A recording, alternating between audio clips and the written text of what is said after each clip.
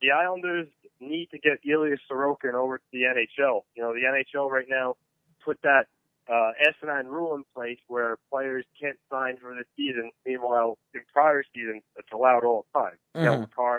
Colorado Avalanche made his debut in the playoffs last year. Mm-hmm. Chris Kreider signed out of college in 2012 and joined the Rangers in the playoffs. So the NHL Players Association is really fighting hard on this one. But let me tell you, the Islanders getting Ilya Sorokin in for this year would be unbelievable.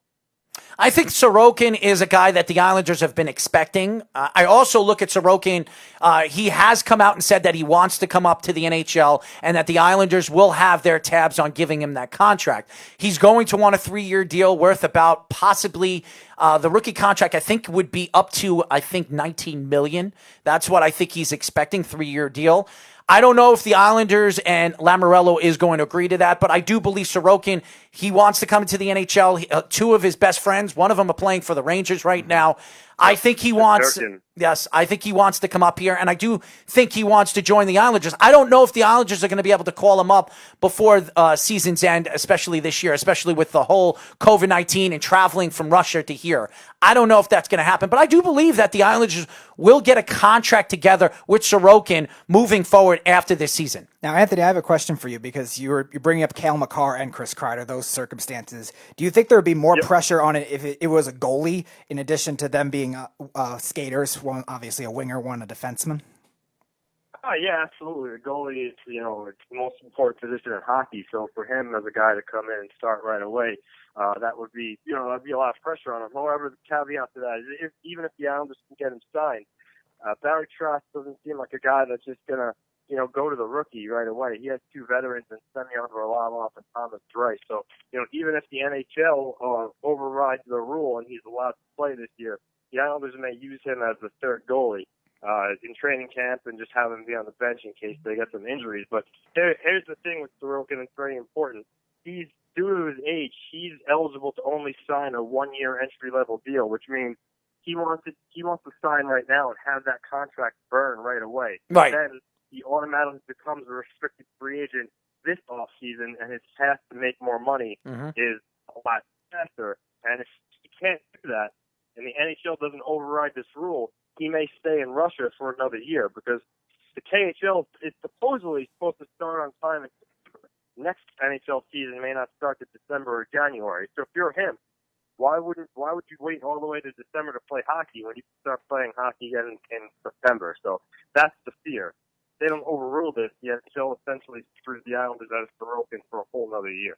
Anthony, what is your thoughts right now with the 24-team round robin? Were you excited when you heard Gary Bettman come out? Because I'm not a Gary Bettman fan, as everybody knows on this show, but I think he's really taken initiative with the NHL and trying to get the game back in order. Yeah, absolutely. I think it was outside the box thinking. I think he took a lot of backlash because, let's face it, with having 24 teams in, like for instance, the Montreal Canadiens are in the playoffs. If the pandemic never happened, the Canadiens weren't even sniffing the playoffs. They were like 10 points out of a playoff spot. It just wasn't going to happen. So a lot of the hockey purists saying, why are you giving a team like Montreal a chance to all of a sudden be in the dance? But I get why the league did it. Montreal, Chicago out west, those teams, original 6 markets, they have a strong following. So there are going to be a lot of fans tuning in now. So that's why they included them. But I think Bettman did a good job with it. Me personally, I thought he was going to do 20 teams, and that would have cut teams like Chicago and Montreal out of it, and it would have kept the hockey purists a little more. It would have cut the Islanders out of it too. No, the Islanders would have been in with 20. No, the Islanders would have been in. The Rangers would have been screwed out of it. Right. The Islanders would have been in. I thought. Okay. Yeah, I think the Blue Jackets were the last Metro team. Okay. Yeah, the Islanders had a higher point percentage than Columbus, even though Columbus had more points. So the Islanders would have been involved anyway. But no, listen, I think Bettman did a great job. I think it's going to be an excellent tournament. I like the idea of the qualifying round, if you will, only being best of 5. And then after that, everything is traditional best of 7. I think some of the matchups are really intriguing. I think that the Rangers and the Hurricanes, the Hurricanes were one of the 2 teams that voted down the format because the Rangers beat them all 4 times during the regular season. So I think the Hurricanes are really going to come out and try to beat the Rangers. They didn't want to play them, but I think they're going to be a lot of good matchups. So I'm looking forward to it. I think when you look at the NHL playoffs, it's, to me, and I've said this over and over again, from the NBA to the NFL to any professional sports, I think the NHL has the best playoffs. It's the most exciting. Unfortunately, there's not going to be any crowds out there watching them. So I'm very interested how the players are going to be able to deal with the fact that there's no crowd screaming, there's no chants, there's no anything that you see. It might benefit teams like the Islanders. It really might. Yeah, it might. I think that's going to be an interesting challenge to the league too. Like for instance, as us, we would love to hear like the banter that goes on the ice, but there are going to be a lot of little kids watching this broadcast, and with no crowd, you're going to be able to hear the players and everything. So the league's going to have to figure out a way to, unfortunately for us, kind of eliminate that, because hockey players, the amount of trash they talk, is the expletives flying all over the place. So oh, come on. Come on, Speedy, we'll have to give him earplugs, but somebody like me and you, I mean, he's too young. I mean, look at him. Look at this guy. I mean, he has a mop on his head right now. He looks like he's 14 years old. So maybe Speedy couldn't listen and watch it. But me and you, we can. I want to hear what the players say on the ice. I think that would be very interesting to hear all the banter and all the arguing that they have on both sides of the boards. Absolutely. Go ahead. I think they're going to try to get creative with the presentation of it on TV.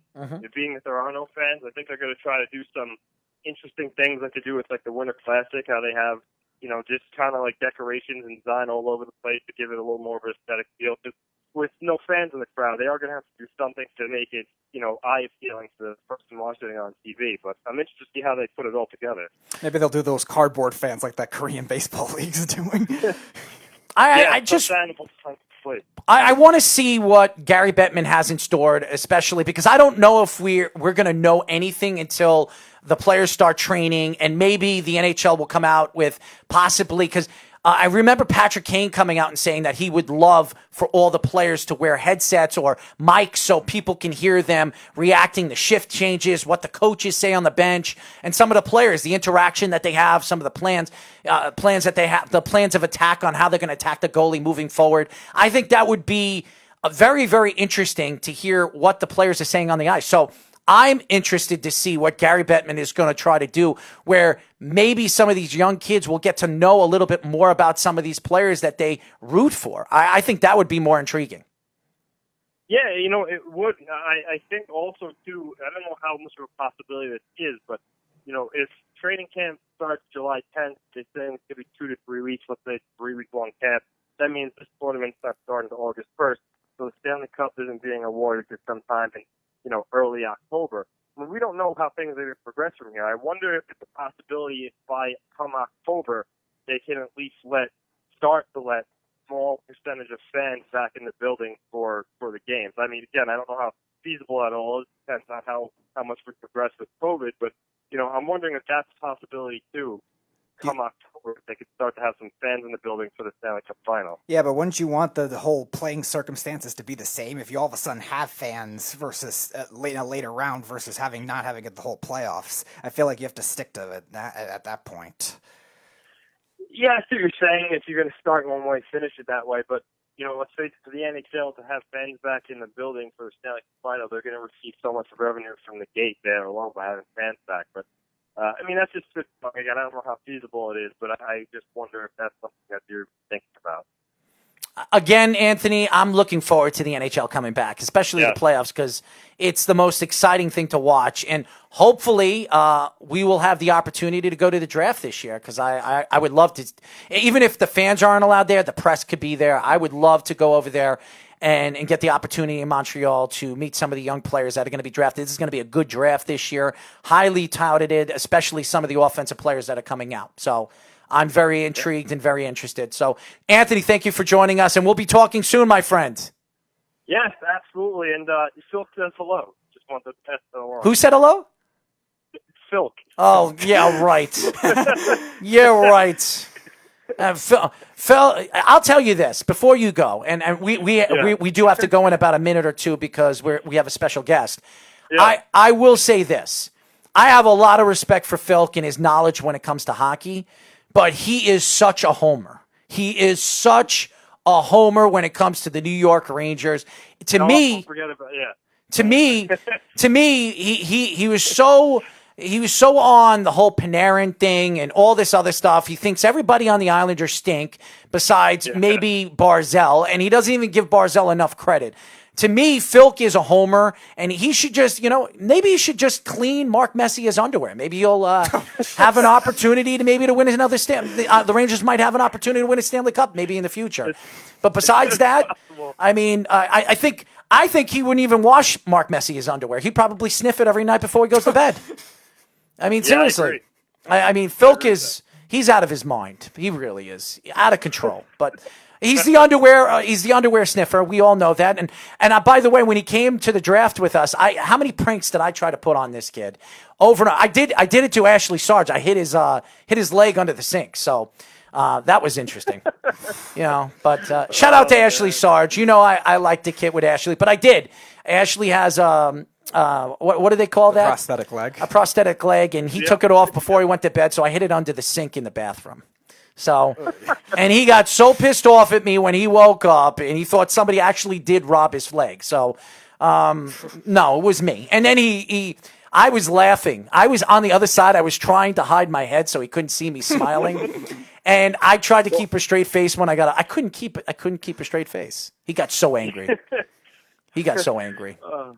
Well, don't forget, Errol, that trip almost started with us leaving without stuff. We had to go in his house and wake him up. Oh my God! Oh, I was up till 3:00 in the morning and I fell asleep. Oh man, Filk is out of his. You know what I wanted to do? I told Anthony. I said Anthony wanted to leave. If you remember, Anthony's like, if he doesn't wake up, we're leaving. And because Anthony was so ecstatic and so happy that we were going to the NHL draft.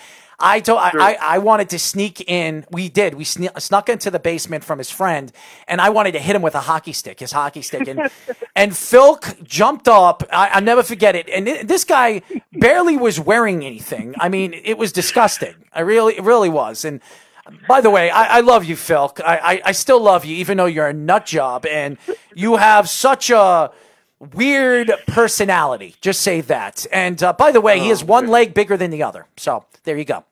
All right, Errol. Thank you, Anthony.